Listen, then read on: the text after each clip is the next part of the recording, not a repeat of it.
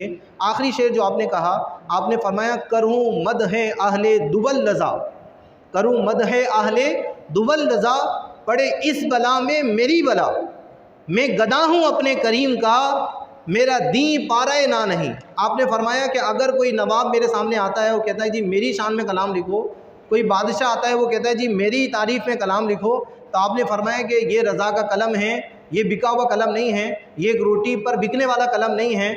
आपने फरमाया करूँ मद है आहले दुबल रज़ा, पड़े इस बला में मेरी बला, मैं गदा हूँ अपने करीम का, मेरा दी पारा ना नहीं। अगर रज़ा का कलाम कभी चलता है तो बस वो अपने नबी के लिए चलता है, अपने नबी की तारीफ़ के लिए चलता है, अपने नबी की मदह के लिए, अज़मत के लिए, शान की बुलंदी के लिए चलता है। तो आपने उसका मना फरमाया।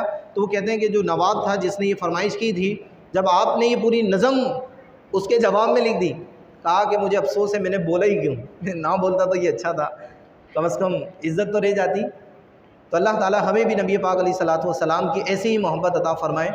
और सलाम रज़ा की मैं दरख्वास्त करता हूँ कि आप इसको पढ़ें, इन अशार को पढ़ें, इनकी तफसील को आप पढ़ने की कोशिश करें और अपने शब रोज़ में इन दुरूद को, इन औरात को अपनी ज़िंदगी का हिस्सा बनाएँ। अल्लाह